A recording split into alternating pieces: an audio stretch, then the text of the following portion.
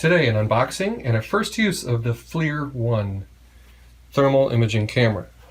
Now, the packaging's simple enough, but to get in, we're going to need to break some seals. So,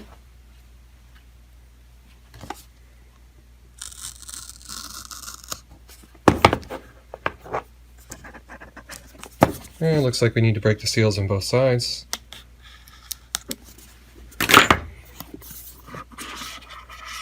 And there we go. Now what's unique and special about this camera is that it has two lenses. Regular camera and heat imaging all combined with one another for one image. Okay, this looks like a simple travel case. It's sort of rubbery. Alright, that protects it nicely. That's good. What else do we have in the box? A strap.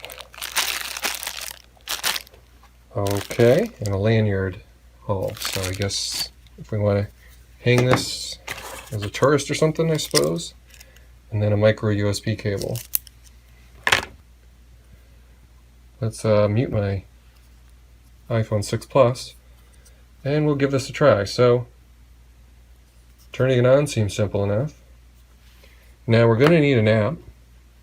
So I'm going to go ahead and type in FLIR and reduce the clutter a little.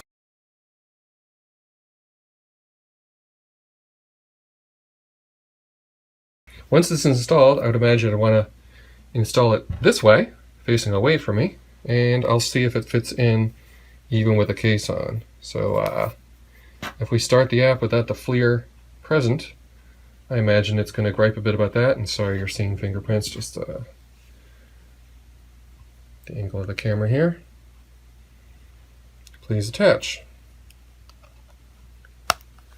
Okay, looks like it fit quite nicely. No touching of the case whatsoever. In fact, it hovers out a little bit, so I guess they anticipated that. Okay, it's saying to turn it on. So the charging port is there.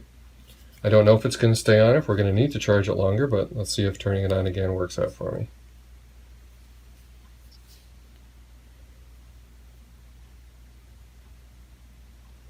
Okay, it is powered on, and it's about to work. Nice.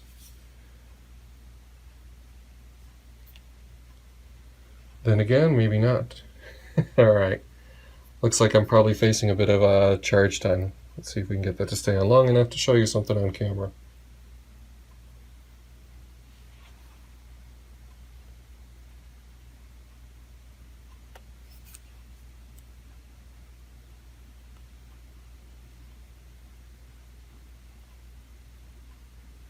Okay, the last screen you saw there was a warning to go ahead and charge. So I'm going to go ahead and charge for a bit and resume this video.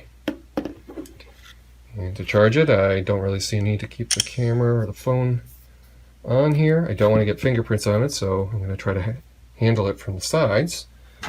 I can go ahead and put it in the case, but no, there's no holes in the side. So to charge it, we're going to need to leave it kind of exposed, which is a little bit odd. And you can see an amber light on the side. So it is trying to tell me that it didn't ship with a fully juiced up battery. I'll also point out that there does not appear to be any included power supply.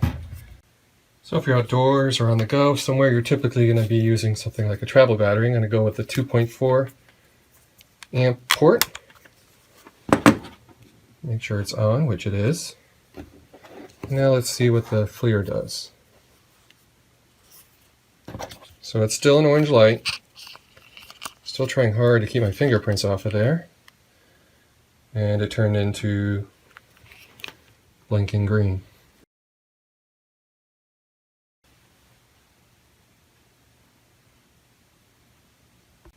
Okay, well that's charging away. The unboxing, I didn't actually show you the manual that comes in there. So there's a quick start and warranty sheet.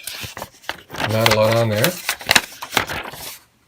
QR code to go and get yourself the FLIR 1 app, which I already handled. And then something a little bit about a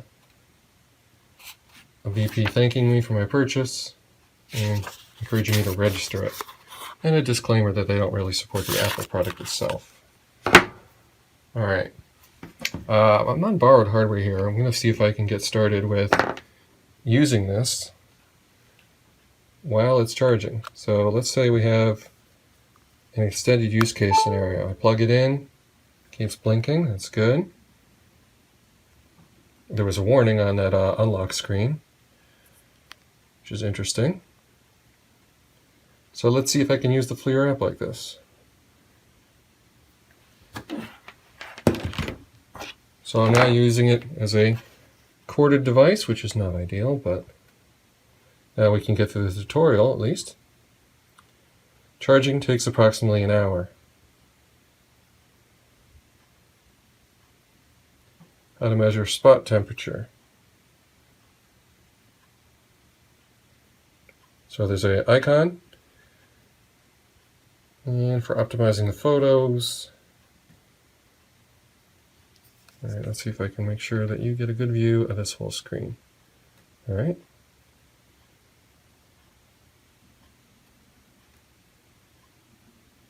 I'm going to need to read all this.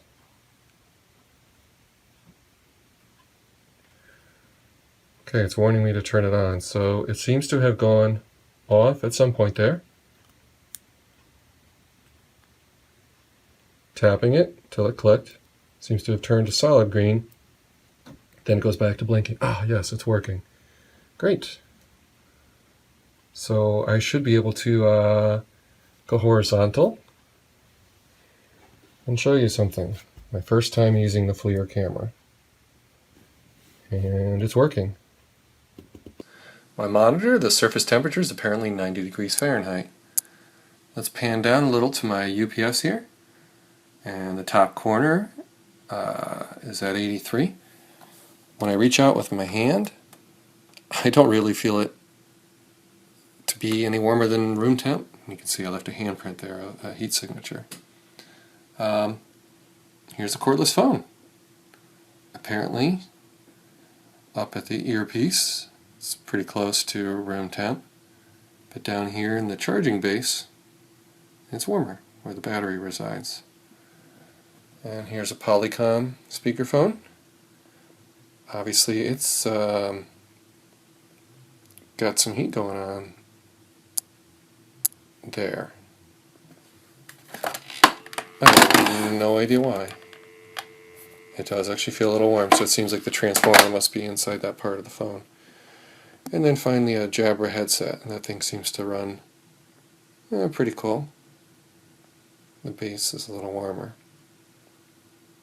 Again, I can probably have some fun with the touchscreen, leaving a fingerprint behind. Okay, how about a small 22-inch monitor? That's actually running hotter, a Samsung, compared to my Nixia's 27-inch monitor. They're running pretty similarly. Okay, you're seeing me with the camera. So my heat signature is bouncing off the screen, which happens to be black in this area, and you're seeing me. So imagine if I went to a mirror, I'd get similar results showing that my neck's temperature is around 94 Fahrenheit, and my spooky looking forehead 93. All right. Well, that's the end of my quick look at the FLIR 1.